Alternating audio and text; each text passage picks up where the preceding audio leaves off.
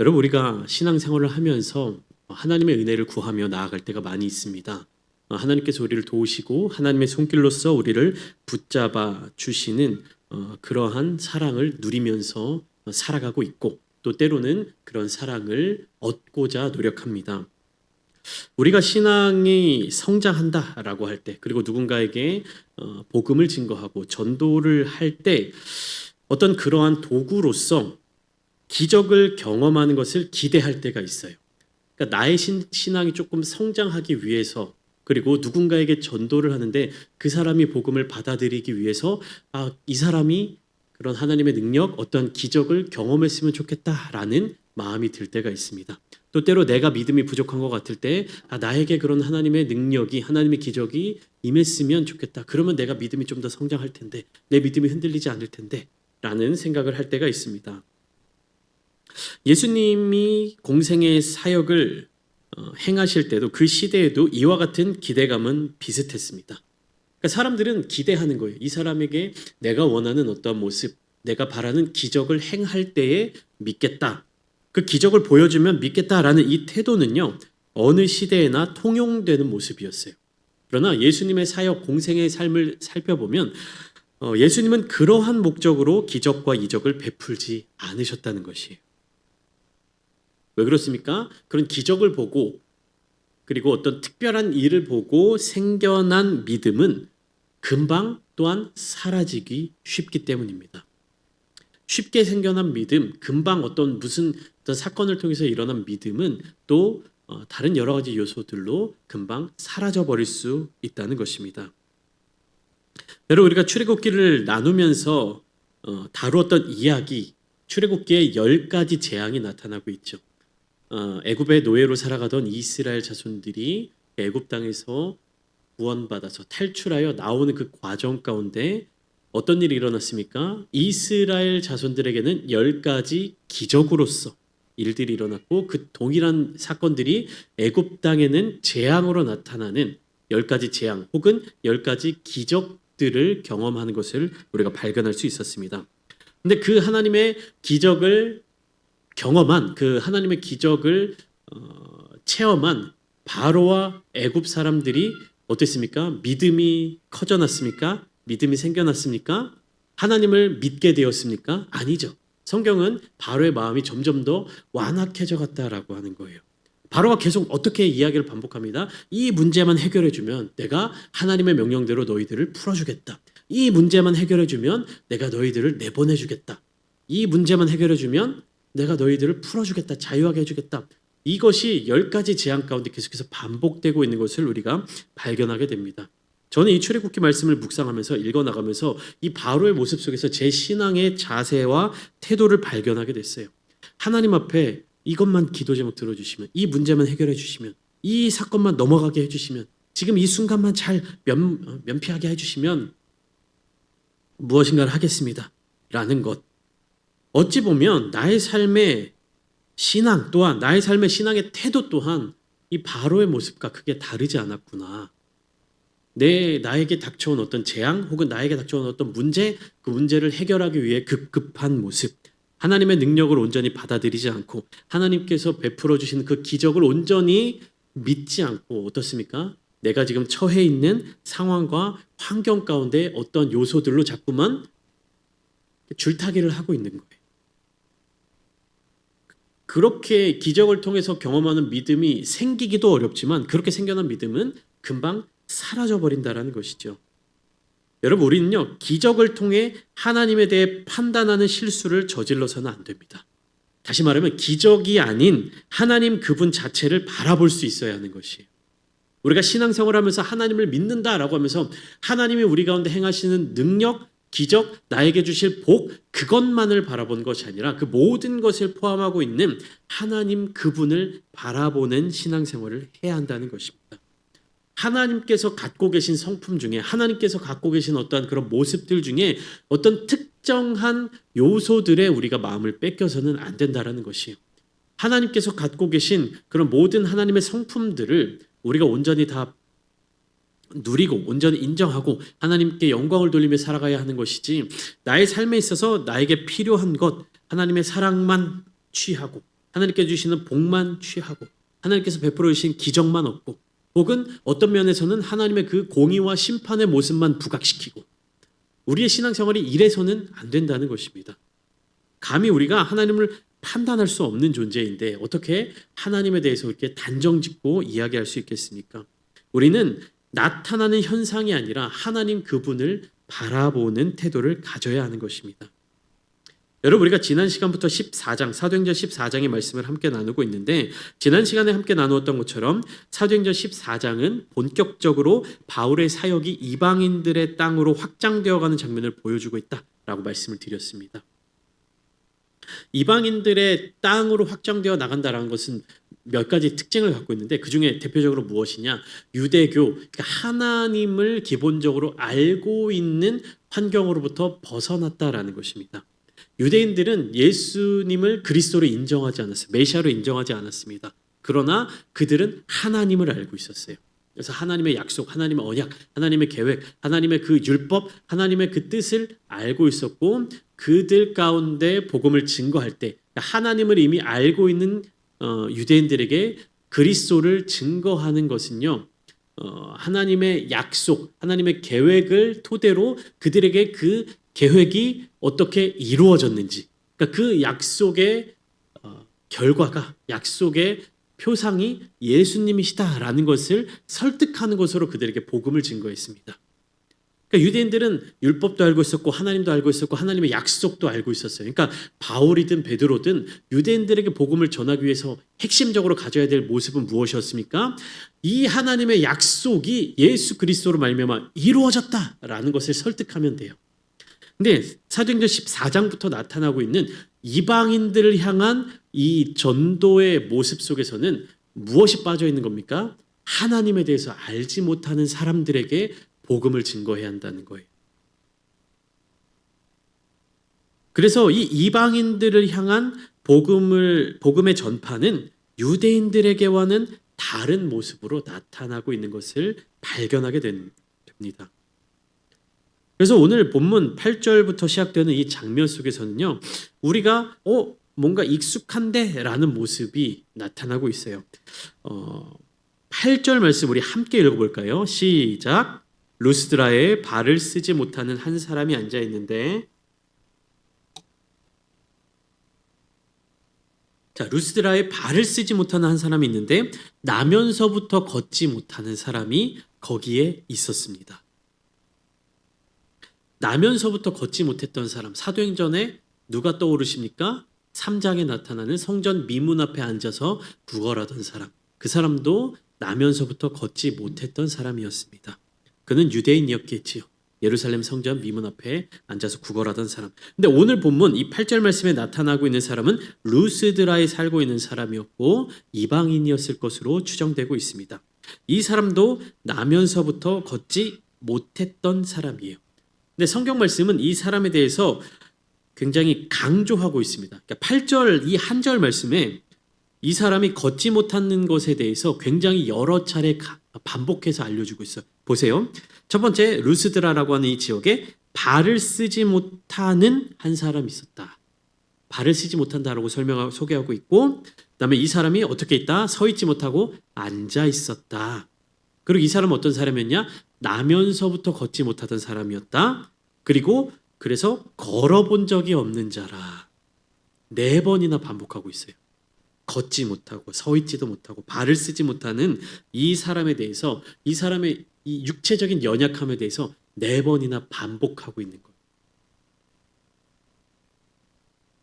이것은 이 사람의 신체적인 연약함을 나타내는 표현처럼 보이긴 하지만 또 어떤 의미를 담고 있느냐? 인간의 영적 상태에 대한 상징적인 메시지가 담겨져 있는 것을 알 수 있습니다. 이 사람의 발 상태에 대해서 다리 상태에 대해서 4번이나 연약함을 강조한 것은 결국은 무엇이냐? 이 사람의 신체적인 연약함이 곧 영적인 연약함으로 강조되어 표현되고 있다는 것입니다. 그것을 어떻게 알 수 있습니까? 9절로 이어지는 말씀을 통해서 알 수 있어요. 바울이 말하는 것을 듣거늘 바울이 주목하여 구원받을 만한 믿음이 그에게 있는 것을 보았다라고 되어 있습니다. 그러니까 걷지도 못하고 다리도 못 쓰고 앉아 있고 나면서 못 걷고 걸어본 적이 없는 사람이 바울의 어떤 이 복음의 메시지를 듣고 바울을 바라보고 바울도 그 사람을 바라보는데 그 사람에게 무엇이 있다라는 겁니까? 구원받을 만한 믿음이 있는 것을 보았다. 이 사람의 영적 상태에 대해서 성경은 한마디로 이야기하고 있는 것입니다. 무엇입니까? 구원받을 만한 믿음이 있었다. 그의 육체는 너무나도 연약했습니다. 한 번도 걸어본 적이 없는 사람이었어요. 그러나 그의 영적인 상태에는요, 구원받을 만한 믿음이 있다고 성경은 이야기를 하고 있습니다. 이 사람은 유대인이 아니라고 말씀드렸어요. 그렇기 때문에 하나님이 누구신지도 모르고요. 율법이 무엇인지도 모르고 예수에 대해서 그리고 십자가와 부활에 대해서 들어보거나 알거나 믿은 적이 없는 사람이었습니다. 그런데 성경은요, 그가 구원받을 만한 믿음을 가지고 있다라고 이야기하고 있습니다.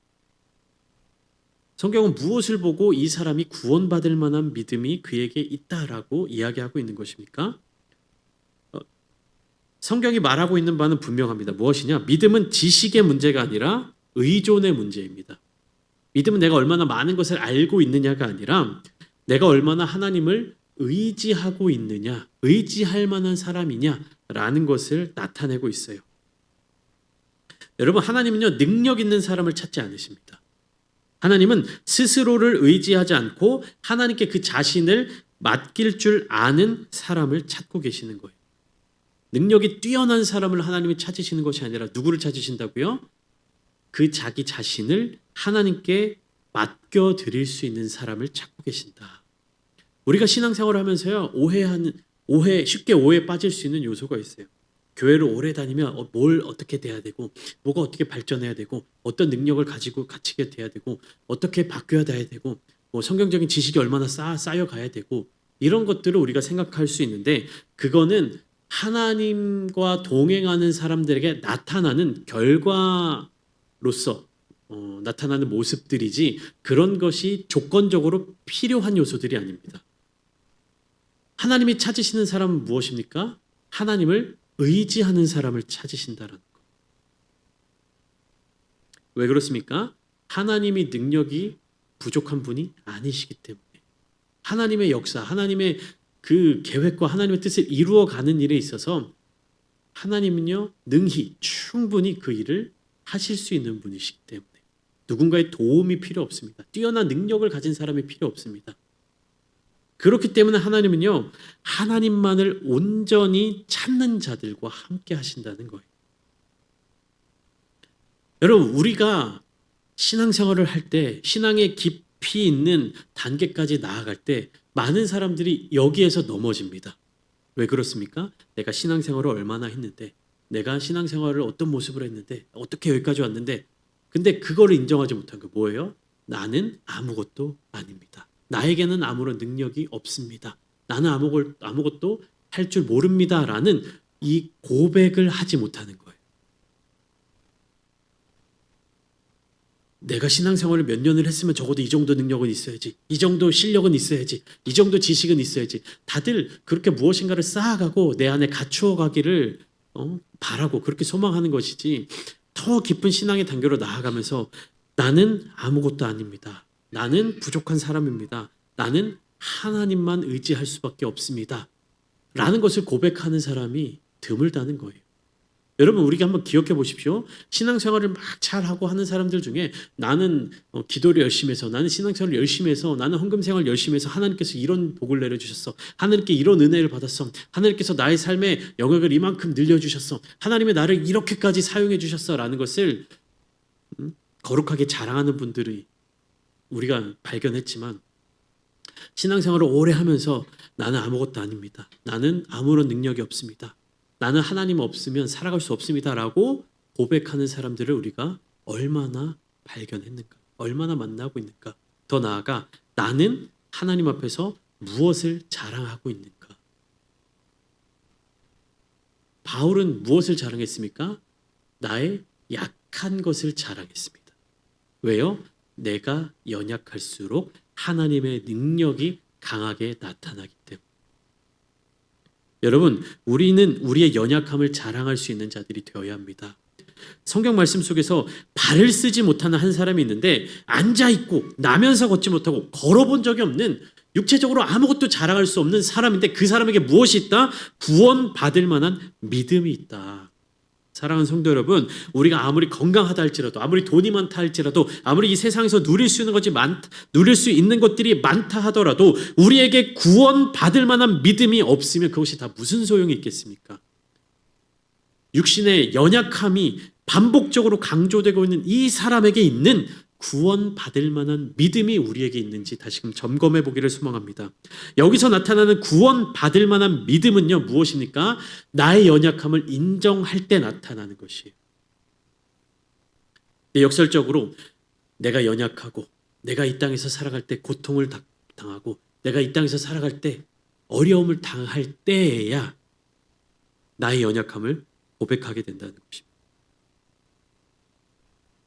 여러분, 기적을 경험할 때 인간의 반응은 여러 가지로 나타나게 되는 것이에요.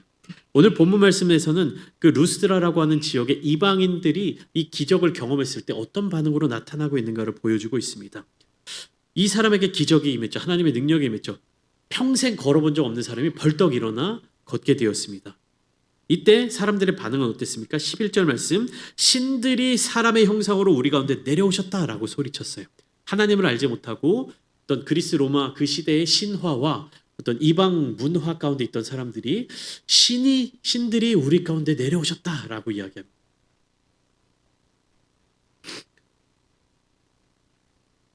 그러니까 사람들은 기적을 보고 어떻게 반응한 겁니까?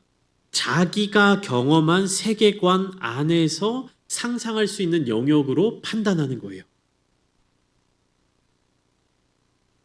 기적을 보지 못해서 하나님을 거부하는 것이 아니라 무엇입니까? 기적을 경험하고도 자기의 기준에 따라서 그 기적을 판단하기 시작했다라는 겁니다. 유대인들이 어땠습니까? 예수님이 수많은 기적과 이적들을 베풀어 주셨을 때 그것을 하나님의 약속, 메시아로 봤습니까? 자기들 기준대로 해석했죠. 예수님이 십자가에 달리셨을 때도 그들 기준대로 십자가에서 내려와야 네가 하나님의 아들임을 우리가 믿겠다. 뭐 이런 식으로 얘기를 했죠. 자기들의 기준대로. 이 사람들은 새로운 진리를 받아들이지 않습니다. 오늘 본문 속 사람들은 자기들이 이미 알고 있었던 신화 체계를 강화했을 뿐이에요. 제우스가 내려오셨다. 헤르메스가 오셨다. 그리스 로마 신화에 나타나는 그 신들의 이름을 막 부르면서 신이 인간의 몸을 입고 이 땅에 내려왔다라고 이야기하고 있어요. 이것이 우상 숭배의 본질입니다. 하나님의 능력을 경험하고도 하나님께로 더 가까이 나아가는 것이 아니라 내가 갖고 있는 사고체계를 더 강화하는 것. 하나님의 능력을 보고도 하나님의 능력으로 인정하지 않는 모습이 우상 숭배의 본질이에요. 여러분, 이것은 교회 안에서도 마찬가지로 나타나고 있습니다. 하나님의 능력을 분명히 보았음에도 불구하고 믿지 못하거나 하나님의 능력을 분명히 경험했음에도 불구하고 하나님의 뜻 가운데로 나아가지 않는 것. 여러분, 은혜를 경험했는데 나의 삶은 변화하지 않는다면 그것은 우상 숭배와 다를 바가 없습니다. 하나님의 그 감동을 체험했는데 회개로 이어지지 못했다면, 하나님의 사랑을 느끼고 나서도 돌이키지 못했다면, 또 신앙생활 하면서 하나님께서 돌보아 주시는 그 경험들, 체험들이 계속해서 쌓여 나가는데 하나님 앞에 결단은 계속해서 미루고 있는 것들. 여러분, 기적을 경험한다고 해서 모두 다 하나님께로 돌아올 수 있는 것은 아닙니다. 기적을 경험한다고 해서 마음이 싹 바뀌어가지고 하나님 앞에 나아갈 수 있는 것이 아닙니다. 오히려 내 믿음의 방향이 어디를 향하고 있는지 드러나게 만드는 것이요. 우리가 하나님의 은혜를 맛보고도 경험하고도 이것이 하나님께서 나를 향하신 사랑이구나, 하나님의 뜻이구나라는 것을 깨닫는 자들이 있는 반면에 그것을 깨닫지 못하고 오히려 하나님으로부터 멀어지는 경우도 있다는 것입니다. 여러분, 우리는 어떠한 신앙을 갖고 있습니까? 하나님의 은혜를 날마다 구하면서도 그 은혜가 우리의 삶의 자리 가운데 임했을 때 하나님께로 더 가까이 나아가지 못하고 있지는 않습니까? 하나님의 능력을 경험하고서도 하나님의 뜻대로 살아가는 것을 결단하지 못할 때가 있습니까? 조금만 더, 이번만 더, 한 번만 더. 여러분, 하나님의 능력을 경험하고 하나님의 능력이 임하는 자리에 하나님을 높이는 자들이 되십시오. 하나님의 능력이 임하는 자리에 있다 보면요. 어떨 때는 내가 나 자신이 복음보다 앞서게 될 때가 있습니다. 그러니까 본문의 두 사도 바울과 바나바의 모습을 보면 어떻습니까? 앉은 뱅이 나면서부터 걷지 못한 자를 일으키니까 하나님의 능력으로 일으켰잖아요. 복음의 능력으로 그 사람을 일으켰는데 그 주변에 있는 군중들이 어떻게 합니까? 바울과 바나바를 보면서 신이 내려오셨다. 신이 인간의 모습을 입고 내려오셨다라고 막 그들을 둘러싸고 그들을 찬양하고 막 이렇게 신을 영접하듯이 그렇게 태도를 갖게 되는 거예요. 주목받게 되는 것이고 영광받게 되는 것이고 칭찬받게 되는 겁니다. 이때 바울과 바나바가 어떠한 태도를 보였는지를 우리가 오늘 주목해서 보아야 합니다. 14절 말씀을 보시면 두 사도 바나바와 바울이 듣고 옷을 찢고 무리 가운데 뛰어 들어가서 소리 질러 이르되 여러분이 어찌하여 이러한 일을 하느냐 우리도 여러분과 같은 성정을 가진 사람이라 이렇게 이야기합니다. 다시 말하면 사람들이 막 열광하면서 바울과 바나바를 높이고 있는 거예요. 그들을 칭찬하고 있는 거예요. 그들에게 경배하고 있는 거예요. 그러니까 그들이 막 옷을 찢으면서 무리 사이로 들어가서 이러지 마세요, 이러지 마세요 하는 거예요. 그리고서 나서 어떤 얘기를 합니까? 우리는 여러분에게 복음을 전하는 사람들인데 이 복음은 나의 영광을 위함이 아니라 하나님의 영광을 위함인 것입니다. 라고 이야기를 하고 있는 것입니다. 여러분, 이 바울과 바나바의 태도를 보면서 우리는요, 복음을 대하는 자세를 다시금 생각해야 하는 것이에요. 굉장히 격렬하게 저항하는 모습을 보여주고 있는 것입니다. 무엇을요? 자기들에게 영광을 돌리는 사람들을 격렬하게 막고 있는 거예요. 근데 바울과 바나바는요, 돌에 맞을 때에도, 매를 맞을 때에도, 사람들에게 박해를 받거나 쫓겨날 때에도 이렇게 격렬하게 저항하지 않았습니다. 우리는 맞을 만한 사람이 아니에요. 우리는 잘못한 거 없어요. 이렇게 하지 않고요. 그들이 때리면 맞고 쫓아내면 쫓겨나고 박해와 모욕과 핍박을 있는 그대로 받아냈던 사람들입니다. 그런데 어떻습니까? 자신들에게 영광이 돌아올 때 격렬하게 저항하고 있는. 여러분, 우리는요 사람들이 나를 칭찬할 때 어떻습니까? 아니에요. 그런 그 정도 아니에요. 겸손한 모습으로 거절하고 이렇게 좀 이렇게 체면을 차리곤 하죠.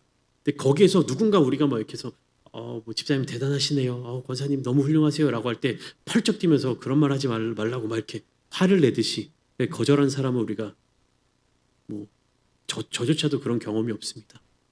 그러니까 누군가 나를 칭찬하는 것이 익숙하지 않고 어색하다 할지라도 그 자리에서 칭찬하는 사람들의 어떤 뭐 그런 마음을 좀 헤아려서 그들의 마음이 상하지 않게끔 그냥 에이 아니에요 하고 그냥 쓱 넘기는 것을 최선의 어떤 겸손한 모습으로 우리가 생각하고 있죠. 근데 지금 바울과 바나바는 어떤 모습입니까? 누군가 나를 칭찬했는데 뭐 거기다 대고 막 격렬하게 화를 내고 있는 거예요. 무슨 얘기 아니에요.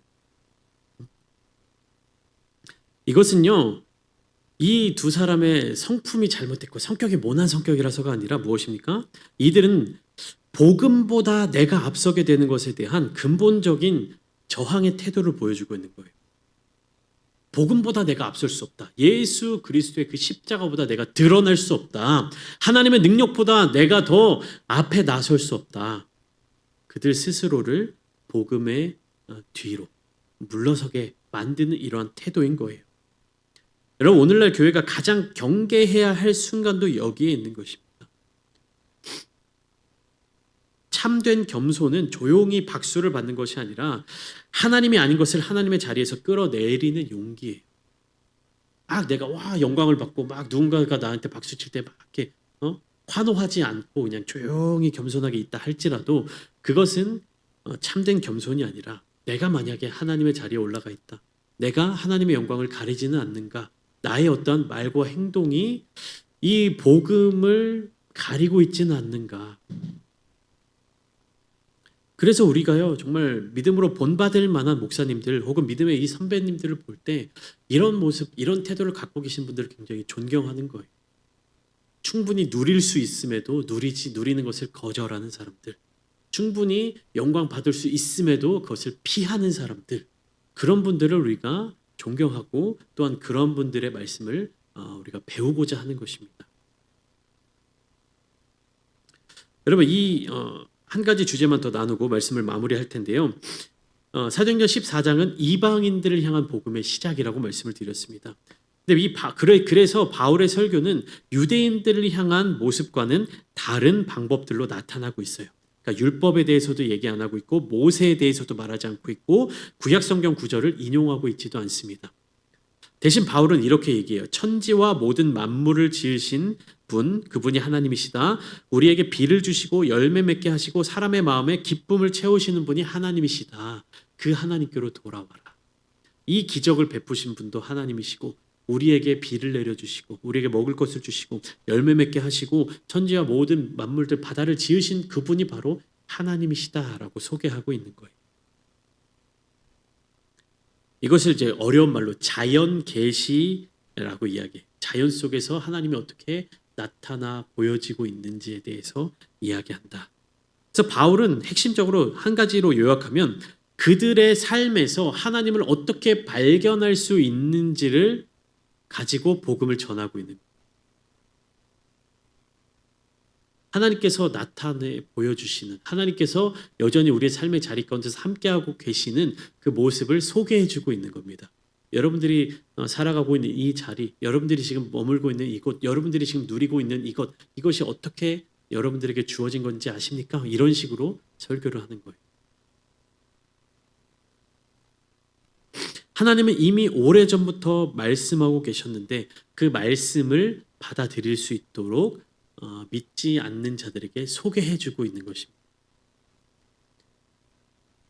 여러분 이 기적이 나타나는 것 그리고 하나님의 그 복음을 선포하고 있는 바울의 모습을 보면서 우리는 분명히 이것을 깨달을 수 있는 것이에요. 기적이 믿음을 대신할 수는 없다. 그러나 기적은 하나님을 가릴 수도 있다.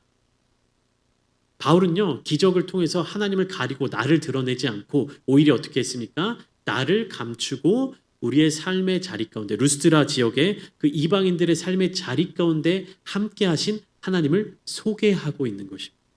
여러분 우리의 이웃들이 있죠. 우리의 가족들이 있습니다. 우리가 만나는 사람들이 있습니다. 그 사람들을 위해서 우리가 기도할 때 그 사람들을 전도하기 위해서 우리가 준비할 때 그 사람들의 삶의 자리 가운데 하나님이 어떻게 역사하여 주셨는지 어떻게 동행하고 계시는지 어떻게 그들을 지켜주고 계시는지 그것을 곰곰이 찾으며 또 기도하며 그들에게 하나님을 소개해 줄 수 있는 지혜를 갖춰야 할 줄 믿습니다. 복음을 가리라는 말씀이 아니라 복음에 대해서 그냥 그렇게 넘어가라는 말씀이 아니라 그들 입장에서 복음으로 느낄 수 있는 부분들을 지혜롭게 발견하도록 지금 바울은 그런 지혜를 가지고 루스드라 사람들에게 설교하고 있는 것이고 복음을 전하고 있는 것이고 전도하고 있는 것이에요. 믿음의 방향을 어느 쪽으로 인도해 줄지 그것을 결정하고 있는 것입니다. 믿음의 방향이 올바르지 않으면 기적조차도 어떻게 되는 겁니까? 우상이 되는 것이에요. 그러므로 중요한 질문은 여기에 있는 것입니다. 하나님이 무엇을 해주셨는가? 어떤 기적을 베풀어 주셨는가가 아니라 나는 나의 삶의 경험과 체험, 하나님을 경험한 이후, 하나님을 체험한 이후 어떠한 방향성을 가지고 살아가고 있는가? 하나님을 향한 방향성을 가지고 살아가고 있는가? 하나님과 상관없는 방향성을 가지고 살아가고 있는가? 하나님은 오늘도 우리의 삶 속에서 계속해서 말씀하고 계십니다. 일상의 자리 속에서 우리가 숨쉬는 자리마다 우리가 당연하게 여기는 은혜 속에서 하나님은요 우리에게 그 음성을 들려주고 계시는 거예요. 그 음성 앞에서 우리가 다시 하나님께로 시선을 돌리는 믿음의 결단을 하게 되기를 바랍니다. 여러분 기적은 하나님이 아니라 하나님을 가리키는 표지판일 뿐이에요. 기적이 하나님이 아니에요. 하나님께서 갖고 계신 성품 중에 아주 작은 일부분일 뿐입니다. 근데 우리는 신앙생활하면서 그 기적에 목매어 살아갈 때가 너무나도 많이 있습니다. 기적의 마음을 빼앗기지 말고 우리 삶에 나타난 어떤 특별한 현상에 마음을 뺏기지 말고 하나님을 진실되게 만나시기를 축복합니다. 하나님과 진정으로 동행하는 성도님들 되시기를 축복합니다. 하나님을 통하여서 우리의 신앙이 하나님께로 나아가는 거룩한 성도님들 되시기를 예수님의 이름으로 축원합니다.